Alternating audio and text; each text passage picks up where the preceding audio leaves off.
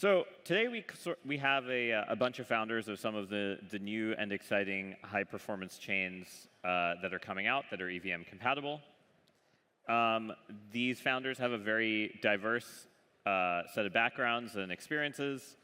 They also indulged in something that I think the previous generation didn't, in that the word KOL had to be used in pitch decks. They all have very different strategies towards ecosystem growth or product growth. So first, we have Smokey from Berachain. Berachain's using a new mechanism called proof of liquidity to help incentivize applications in a way that other chains didn't. Then we have Xiao from MegaETH.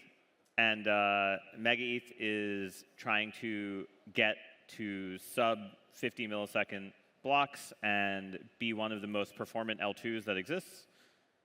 And finally, we have Keone from Monad. We all just learned that Keone is John in Hawaiian. So. But Keone has been in kind of a lot of different roles, worked in trading before, and then tried to make a blockchain for optimizing a lot of things, whether it's MEV or tradability.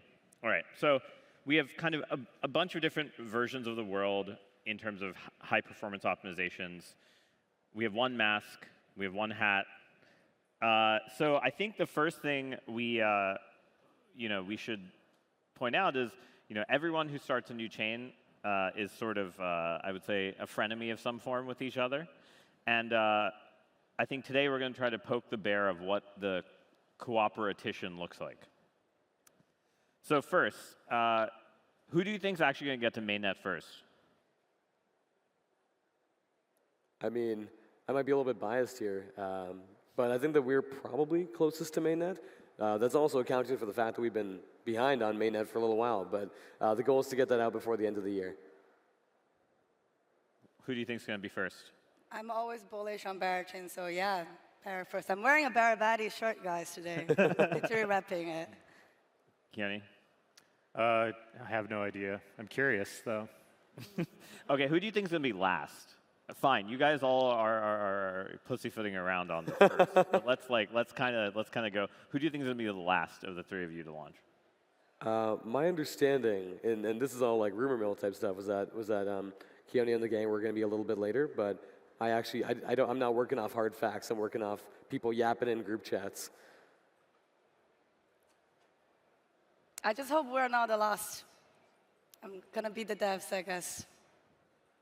I would assume MegaETH, because I think you guys started quite a bit after Berachain and Monad. So I would just assume, given the amount of work that has to happen, it's probably good to set expectations of having more time to get to mainnet. Yeah, I think we're probably both in the Q1 camp. Oh, really? That's really soon. OK. Inshallah. Inshallah. All right, inshallah. All right, well, someone needs to make prediction markets so that these two can manipulate the oracle and then. OK, let's maybe go to a more serious question, which I think is a question that is adjacent to kind of all of you. But do you view L2s as more parasitic to Ethereum than new L1s that are EVM compatible, or vice versa? Sort of, which one do you think is more of the parasitic relationship, and which one do you think is more of a symbiotic relationship? Well, that's a good question. I think they're both parasitic in different ways, to be a little bit of a cop-out to start, right? I think L2s are probably a little bit more directly parasitic, but they also add more value to Ethereum directly. So it's a weird delta-neutral sort of relationship. I would probably err at the moment towards saying that L2s are slightly more parasitic, though. Xiao?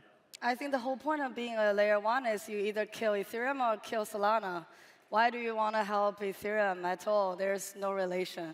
If you've done a good job and kill Ethereum or Solana, you succeed. Whereas layer 2, for example, like MegaETH, we literally cannot abandon Ethereum, right? We need Ethereum, and we're there to scale Ethereum. So it's definitely a symbiotic relationship. And not only do we settle on Ethereum, we actually use other parts of the Ethereum stack. So I think it's very obvious that we're symbiotic. I think it all just comes down to the level of innovation. I think at the end of the day, we need systems that can scale to many more users.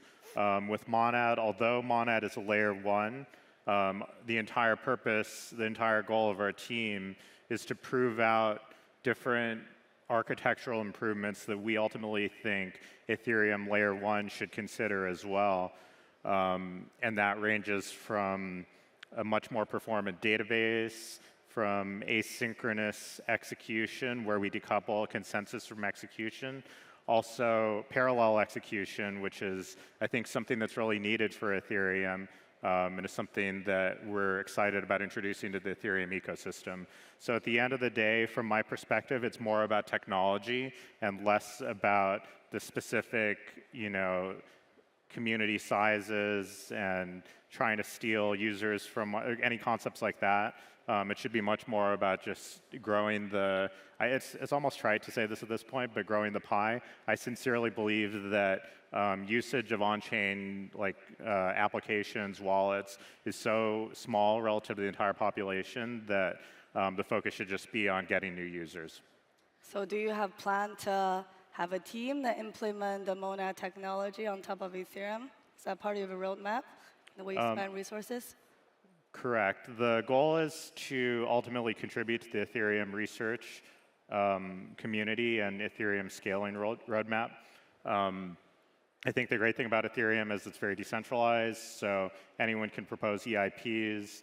There are many different client teams that are working to prove out different improvements. So the goal of Monad Labs is to prove out these improvements, and then depending on whether it fits well with Ethereum's own roadmap, propose some of those EIPs. I'm looking forward to that. So one thing is, I think most people here could probably go Google what the different trade-offs each of your approaches make, so I'm not going to insult everyone's Googling ability, no offense. Instead, I'm going to actually ask you a question to pick a project from your ecosystem, which could be your favorite, it could be the most interesting, it could be the most technically challenging, some project, and give us an elevator pitch for this project and why it takes advantage of unique powers on your chain. And also why everyone else on stage's chain is probably not suited for that application. Sure. I think that there's one or two paths I could go down here, but I'll take the less fucked one.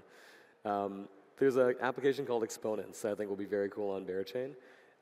Exponents is basically allowing you to build Oracle-free power or linear perps on any given altcoin or any given long-tail asset or short-tail asset for that matter. And it uses basically on one hand a version of the Uniswap spot arbitrage mechanism with leverage to allow you to price these different pairs. What gets way more interesting there is that for the first time, Exponents adds effectively a bribe layer to directional leverage trading. So while the typical model for like GMX, GLP, whatever it might be, has been, hey, I'm gonna LP and act as the house, and then I'm gonna make more money if people lose trades. For the first time, Exponents has actually allowed you to effectively pit people against each other in terms of having communities go at war. So you could have like a WIF bonk pair, and you could have people bribing each other to go long on WIF and short on bonk, or vice versa. I think on one hand, you get a really interesting interaction with proof of liquidity, where you can actually get this triple yield sandwich, where on one hand you have the straight up yield from LPing that pool and that spot arbitrage fee. You have the effectively incentives, the earnings from that bribe layer of someone saying go long or go short on this, and then you have proof of liquidity incentives, which can actually be directed towards that pool, which ends up being incredibly attractive, and especially for sort of an advanced derivatives product like this, which typically has issues in terms of a cold start problem and attracting initial capital. Proof of liquidity really helps get these guys off the ground and allow for a constant inflow of volume and arbitrage opportunities. There's a lot more that I could go into on that, but that's one of the projects that feels very culturally correct as well for the Berachain ecosystem, because over the last couple of years, it's become very obvious that Berachain has a series of micro cults within it, and a lot of people who tend towards tribalistic behavior. And I think that will cause very interesting market dynamics when it comes to long tail assets, of which there's going to be a number launching on the chain. Xiao? Anyone here uses VPN? Raise your hand. I assume all of us do. Wow, that means 90% of the audience is lying. Exactly.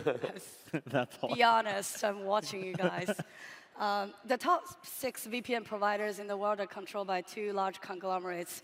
And they're actively stealing your data because otherwise they can't make money. And nation states are actually suing them. So now you'll be thinking, oh, you know what, let's build a decentralized VPN. There has been many attempts at building decentralized VPN for the last 6 years. None of them works. Because even though they provide the decentralization and privacy, they were not performant enough. And no one is going to use a slow VPN. So enter Hub.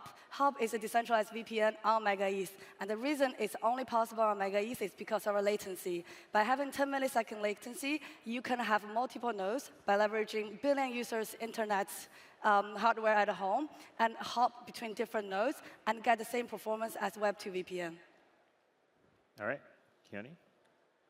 There are a number of apps in the Monad ecosystem that I'm super excited about. Just to highlight one in particular, Kizzy is a social media betting app that is basically trying to tap into the incredible trend of in Gen Z of people consuming so much social media and wanting to participate and not just be purely a consumer, but also someone who is reflecting on what's going on, participating, and influencing.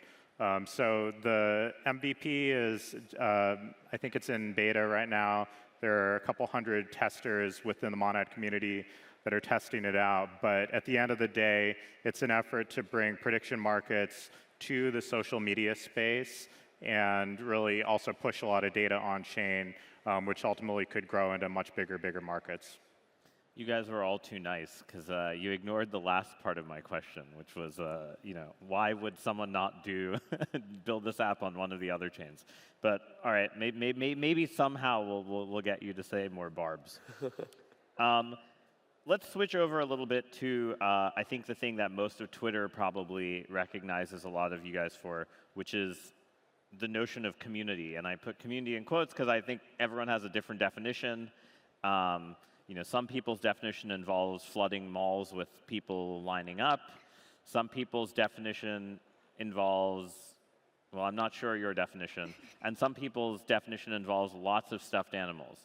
So I kind of think, maybe why don't you walk us through what you would define as community and the role and importance of community, especially when you're pre-launch, pre-chain, pre-testnet, kind of you're figuring things out. And yeah, let's start with that. So like, how would you define community? What do you think the importance of it is? And of course, I think Berachain and Mainnet probably have the largest answers, but I'm most excited to hear Shuyao's answer afterwards. I think community's become really interesting. It's on one hand the ultimate meme, but on the other hand the ultimate weapon. In that for the longest time, you'll hear people yelling, "Community is everything, and then not really following through on that. I think that for Berachain it becomes increasingly important because we did not start out trying to build a chain in the slightest. We started out as a weird, wacky community NFT project of a bunch of NFTs of bears smoking weed. And that was the initial genesis. It was 100 bears raffled off in DeFi discords like Olympus and Frax and Curve and Alchemics, and a bunch of people thinking, hey, these are kind of funny. We're going to buy these bears for no apparent reason, right? So I think that what is kind of interesting here is that we took a very opposite approach towards, I think, the traditional path in building an L1, which is to say we did not go and try to spin out research from an academic institution or a larger company. We basically talked to a community, built a community over time through rebasing NFTs of all things, which very much attracted, sort of your left curve and your right curve, and tried to build a product that ultimately served the needs of users and developers. And I think that the community has been an incredibly important sounding board along that way. And the way that we think about it is it's the base of people that can actually care. Right, there's lots of people within a community that are there to farm an airdrop and there to dump some tokens and there to get an ambassador role or blah blah blah blah blah and complain about why they're not getting enough roles in the Discord, whatever random piece of crap they want to care about. But I think that the most interesting and the most important part about the community are those that go from passive action to active action. And for us, what we actually saw was that out of that initial community base, I can think of over 100 different people that have actually gone to start different projects or contribute to different initiatives within the Berachain ecosystem. Whether that's something like the Honey Jar, which is sort of like a Solana super team-esque plus product suite or product builder, the guys at Barrowland, which is like a community hub or resource group, the Honeycast, which is a podcast, the guys who went on to found Baritone and Goldilocks, which are two different venture-backed products on Barachain. Like, the community is the ultimate, I guess, petri dish for cool things happening, right? And for us, we see it as a group that we have to be very accountable to. Not a group that we always have to listen to, but a group whose input we have to take into account. And a group that, if given the right guardrails and sort of like, planted seeds alongside, can actually be a massive, massive force multiplier for our work. Because I think at the end of the day, the real tough thing to do in crypto is to make people give a shit, right? Like, why do I care about your product? Why do I care about your building? How do I become, price insensitive to some extent? How do I become culturally aligned with this? And I think that the community is absolutely key to doing so, right? So it ends up being a relationship of trust, and it ends up being a relationship of like, how they can tell that you're tangibly trying to make their lives better. So for us, we think about that a lot. We think about how we can do right by the community, and we think about how we can make sure that people are rewarded for actions that are not incentivized, if that makes sense. Like, I think one of the biggest things that's gone wrong over time as crypto companies have built communities is these questing platforms, or like, these subvertive attempts at getting people to do something with a very explicit incentive at the end of that tunnel. I think that our approach has been, can you try to find the people who are doing the things that you already want to encourage naturally, and then empower them to continue doing so? Because then you actually form the right flywheels and network effects to see something good come together. So yeah, I think community is an incredibly massive edge, and I don't think that we would be anywhere close to where we are right now without them when it comes to an ecosystem point of view, fundraising point of view, practical point of view, and also like motivation and morale point of view. Keone.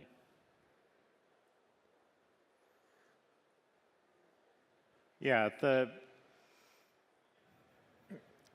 as I think about what's going on in the Monad community, the thing that strikes me is that Monad as a team, we feel incredibly supported by the Monad community. I think the community has really helped put the project in the position that it's in now of having a little bit of reputability and resources, and just in a position to help influence the industry for the better. So I'm incredibly grateful to so many individual community members that have contributed so much to the Monad project's success. And as we go forward, I would say our approach to building community is really one of trying to deliver an environment where community members can benefit from being part of this group. We've just seen so many community members within the Monad community getting to increase their skills, take on leadership opportunities, organize initiatives, get a larger audience for the content that they create. We have incredible artists within the Monad community. So, Tarun, I know you were alluding to the stuffed animals. The stuffed animals are all just like kind of a physical manifestation of incredible art that people have made within the community. So, yeah, I think that the superpower of crypto overall is the crypto community. That's what's allowed crypto to kind of take over so much mind share in the world. And I think it's really important that every project team respect their community and respect and try to offer as much value as possible. Smokey was talking about sort of like the financial incentives that some projects sometimes use with respect to their communities. And I think at the end of the day, whenever there's an incredible amount of value created, there's the possibility of that. But I think that can't be the only thing, because then we just end up with very, communities that don't have stickiness. And if we forget about crypto for a second and you just talk about like, what is a community? Like, it would be, people in a neighborhood that get together and have a block party, or people have a common interest who become friends and support each other. So yeah, I think it's just using common sense about like not asking community members to do things that are tasks, but rather just always trying to create opportunities. Last thing I'll say is that for builders that are building in the Mainnet ecosystem, one thing that has definitely attracted some of them is the strength of the community and the fact that there's basically a talent pipeline for them to be able to hire into their projects, hiring directly from the Mainnet community, which is so just really fun and like kind of knows how to build vibes, how to quote unquote market in the Web3 space, which in my opinion is just building community. So I think that at the end of the day, it can be very win-win, but it's just using common sense and then on the part of our team working really hard to cultivate a positive environment. Cool. Finally, Xia, what is your definition of community? How do you view community as important to Mega ETH, especially, given that you have seen 2 examples on stage? Yeah, I mean, we're the newest community. Any audience here who have heard of Mega ETH before? I see one hand. 2, 3. Okay, yeah. I guess we do have a community, so thank you. Yeah, I think my definition is a little bit raw compared to both of them because we don't have a big retail community yet. We have a very strong developer community. So I think at early stage of Mega ETH, most of our focus right now is empower builders. And the logic is by empowering what we call the Mega Mafia, the Mega ETH builder, and having them to build really cool apps, and then they can go grow their own community. I think the chain's job is like building nation state, building, having people, empower people and make sure that they are having fun. But at the end of the day, it's really your dApps that's directly interacting with the community. So our definition so far is by empowering dApp builders, we are also empowering the end user. Cool. All right, so all 3 of you have unlaunched projects.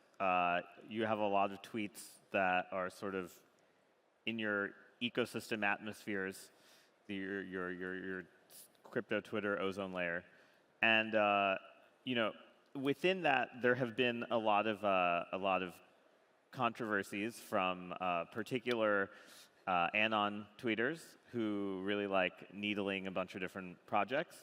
I would say each of the 3 of you have very different tactics for responding to those. But first, I want to know sort of what are your favorite hater tweets that you've had written, and which ones do you kind of respect? Which ones do you think are, yeah, okay, fine, they're kind of right, and which ones do you think they completely fuck up, completely get wrong, and sort of like, is the wrong type of diss track? Yeah, I don't know how many of them I remember, to be honest, but I'm always happy to be prompted. I think that one that was really funny was like Venture Apologist or Big Bird had a banger a little while ago around the time that we announced our Series B, where he had like a clip of like an interview with Vance from Framework, where they were talking about the Barapalooza event, which had a whole bunch of panels, but also just had like a couple thousand people like hanging out. And he was like, yeah, so Framework basically invested in these guys because they threw a sick banger. And I'm like, you know what? Maybe partially true. And I don't have an issue with this. I think there was a little bit more to the thesis, to be fair, but I have no doubt that that played a role in it because those guys are pretty Chad-like, and dudes do in fact rock. So I think that is one of the ones that is both entertaining and false. I think that at some point there were a lot of people who were like, Bear changes Canto, and I was like, well, that's just really inaccurate. I think those are worlds apart, and I also am not not checked out like that.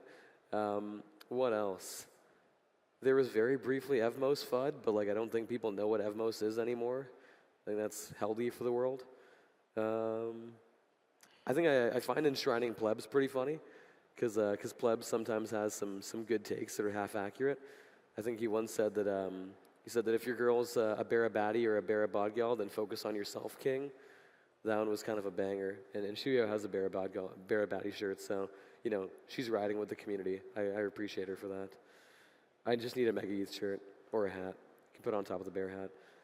Yeah, I think those are all like valid. I think the ones that I would go against the most are like the ones that basically say that that Bearchain is similar to Blast or Canto, because I think both of those are like very far apart and very cursed in a relative sense. Yeah, I mean, I will say this question was inspired by the fact that Xu Yao was giving out shirts of tweets that were hating on Mega ETH It's pretty base. this week. So, and I know all three of you have inevitably been the target of these types of tweets. So, Xu Yao, given that you went to the effort of actually even making shirts, what are your greatest hits in terms of things you think are right versus not right? Yeah, I love those. I love those tweets. And the one that's really fucked up are the one that I respect the most. Like, the chatness in those tweets are just good. I brought one of them as an example. It's not the one with the tweet, but venture apologists once said that, Mega is just like wrath on a box, and we love it so much. So we printed, it says wrath on a box, and our mascot is a rabbit, and then there is a laptop, somewhere here. So I think they are very inspiring in terms of creativity. And some of the tweets are also really good for engagement. I think Woodchuck said something, and my co-founder Elon responded, and it was just, makes you giggle, makes you laugh. It's all good vibes. But I think the one that I particularly I thought was really Chad was enshrining Plaid. He was like, oh, you know what, all Mega ETH needs to do is to pass the vibe check, and they somehow completely effed it up. And I was so surprised to see it, because we're such a nascent ecosystem. Like, I don't even know what the vibe check is. But once he put the vibe check out there, I feel like he's actually getting the vibes right. So in a sense, I think the more they subtweet us, the better it is for me. And that's the way we went out of our way to promote them. So if any of them is in the audience, you're on one of the multi-sig, you can come and say thank you to me. I'm right now your PR and marketing agency. Thank me later. Keone? Yeah, I think that, there's the risk of, like, whenever you're trying to explain a joke and why it's funny, it's like, for sure, it becomes pretty cringe trying to do that. So I guess what I would say is that I think that there's truth in all good humor. And if it were just totally out of left field, then it wouldn't be funny. It would just be like random. So yeah, I think that those guys are funny because, or guys and girls, whoever they are, these Anons, because they are pretty observant. And I think it's also a reflection of the fact that something that I believe fundamentally, which is that people on crypto Twitter are not stupid. Like, people on crypto Twitter actually, like, very much are, like, they see things happening and they come to their own conclusions. Like, they don't just believe whatever the tweeter is saying. And so I think with respect to, the idea of communicating about one's own project or one's own brand, it is really important to always be truthful, because whenever you kind of play the fool and brag about something that's not true, then it always ends up backfiring and always ends up looking quite cringe, actually. So I think without calling out any specific projects or anything, I think sometimes the tweets which are like, oh my goodness, like, look at this much volume going on, while like some sort of incentive program is going on, or speculation about an incentive program, those always look super cringe. And people are not stupid, and when they see that, they're actually in real time judging the project and lowering their estimation about the honesty and truthfulness of that project. So yeah, I think that with the alignment Anons, it is actually kind of a good example of truth producing humorous results at a far greater rate than like the average person. So there is some truth to some of the observations that they have. Wow, so you're also okay with whatever they're saying about Mainnet? I think that, it obviously depends on I don't know, you'd have to show me a specific tweet, but okay. Yeah, I think at the end of the day, there's, they're like, and more generally, like, people on crypto Twitter are the community, which is the white blood cells of any project at the end of the day. So I'm appreciative of the people calling us out if they think we're doing something wrong. Yeah, same. I'm also appreciative of that. So we're on the same page. Well, you appreciate it so much you make merch out of. I think sense of humor is a part of the DNA of Mega ETH.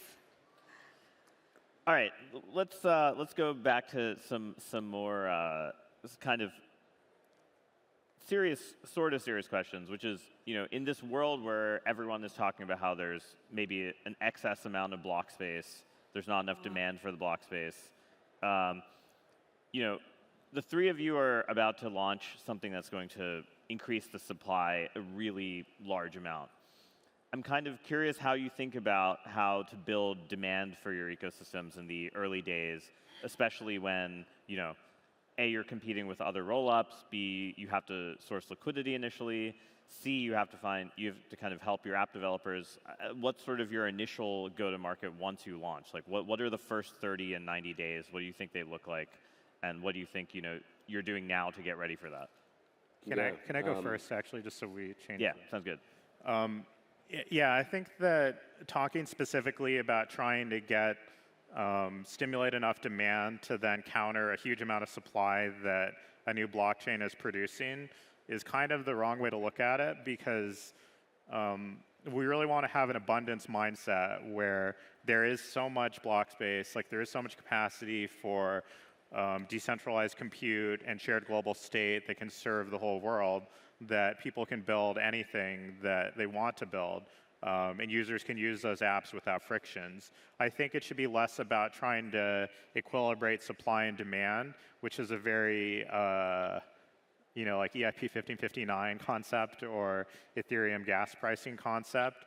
I think about it much more from the perspective of just build a great underlying infrastructure that can serve many users, and then completely orthogonally try to help builders who are building ambitious apps that are trying to cross the chasm to mass adoption to be as successful as possible.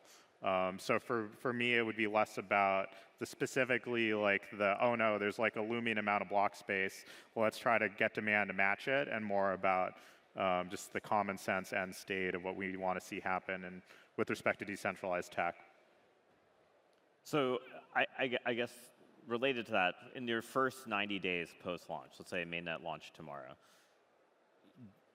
what are kind of the things you think about, even if it's not necessarily matching supply and demand, there's still a lot of stuff you have to do to kind of like onboard people, make sure the experience is good, kind of make it easier for new developers. Like you want the goal of all of this infrastructure is such that the marginal cost for the nth developer to join your network should be much less than the n-1st, right? And so what are kind of the things you're thinking of in that vein, if you're not thinking of it in terms of supply and demand equilibria? Yeah, I think that any startup needs to be growth-minded, and growth-minded means creating positive flywheels that accelerate constantly over time. So with respect to Mainnet launch, that should mean like we want to see apps on Monad Mainnet day 1, day 30, day 60 that inspire people to build more great apps so that that flywheel is indeed positive.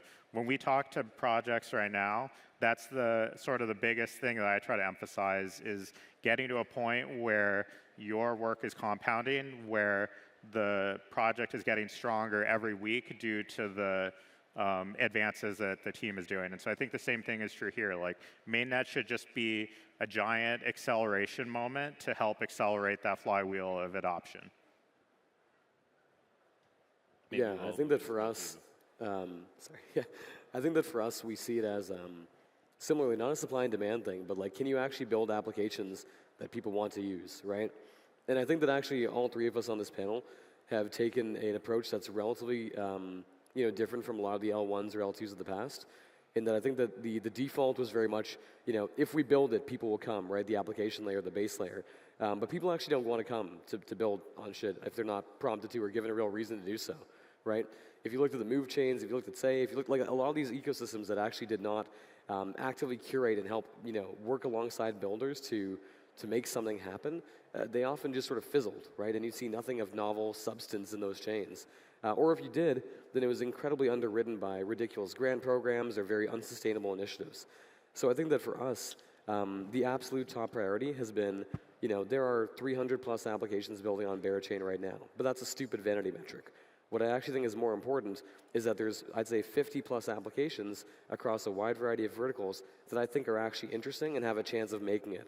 And as I see it, every ecosystem or every alt L1 or L2 can sustain maybe like 10 to 15 apps optimistically that actually get usage outside of like ETH mainnet, right? And like it might actually be closer to 3 to 5, right? And actually the real metric or the real win that you're looking for is that within your ecosystem, 1 or 2 or even 3 or 4 of those apps actually become Schelling points or something that causes a massive inflow of people who want to come into your chain to use that application or the applications around it, right?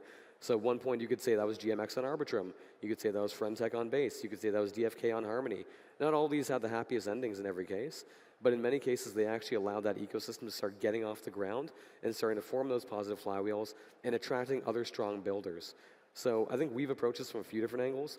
One is that, like I mentioned, Berachain has been around for a little while. We've been able to cultivate this community, a number of groups who've gone on to become builders within the ecosystem. And I think that like attracts like, right? Like strong talent and strong builders attract strong talent and strong builders. People who are building cool, weird stuff attract people who are building cool, weird stuff. You guys might have heard about, quit smoking / vape to earn on Berachain that recently raised around and saw a bit of notoriety. I don't think you see that in other places. Like, I don't think it's culturally correct for a number of other chains, right? And that's being followed up by Jerk to Earn, a horse hedge fund, computer vision powered betting on Twitch streams, Google ads on chain, and a whole bunch of other weird stuff, right? So I think that what we are optimizing for and what we think is incredibly important is novelty of applications that have a shot of finding product market fit while recognizing that there's very, very few that are there at the moment. And especially those applications that might be able to go a little bit beyond, our circle jerking, set of 10K users on crypto Twitter, but might be able to hit the folks that are at that intersection of, silly enough to maybe explore crypto and liquid enough to give it a shot, right? Your gamers, your gamblers, your sports bettors, your schizo scrollers on TikTok and IG, the folks who could jump into the rabbit hole and think that there's something worth exploring. So when I think about, that end-to-end first 30, 60, 90 days, whatever it is, it's on one hand, there's a liquidity program that we're going to be running in collaboration with some partners going into launch that should help basically allow a number of these top applications within the ecosystem to bootstrap, tens and hundreds of millions of dollars of liquidity out the gates. That should really help them, get over that initial activation energy hurdle, start snowballing in terms of usage, looping, so on and so forth. And on the other hand, I think we want to see a lot of people issuing new tokens on Berachain because that's one of the most key things for an ecosystem to actually thrive.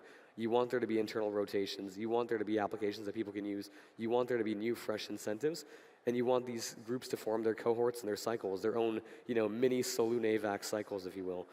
So that's really what we're excited for, and we're excited to see the bar for talent go up and up in the ecosystem over time as people build applications that you wouldn't find anywhere else. You have the final word. Thank God. I think, we're over time. I actually agree with Q&A on the infinite block space. I think from our perspective, right, we have a builders program called Mega Mafia. So hopefully when we launch, all of you can play with the new dApps. And our goal is that they don't feel like a crypto application, right? They actually feel like Web2, but with crypto's primitive, a P2P network, crypto rail, etc. We're also hoping to do a lot more real-world co-living, co-building with a lot of you. So in October, we are doing Mega Zoo in Chiang Mai, Thailand. And early next year, we're going to do a lot more builders program around when we launch our mainnet. So everything is centered on let's build something cool together and have normies to actually use our application. So yeah, I think that's it. I know we're out of time, but I'm going to do one sentence answer for each of you. Take someone else's chain on stage and give them a compliment about a design choice they made. I like the energy that Mega ETH takes when it comes to building ecosystems. It feels like the right combination of edgy but like high competence. Wait, I can pick anyone? Yeah, you can pick. I think you guys build amazing community. I've said it 5 times now. I think that Berachain has done an incredible job of iterating from NFTs to setting out a grand vision that's focused on supporting novel DeFi apps. Cool. All right, well. And compliment to Tarun.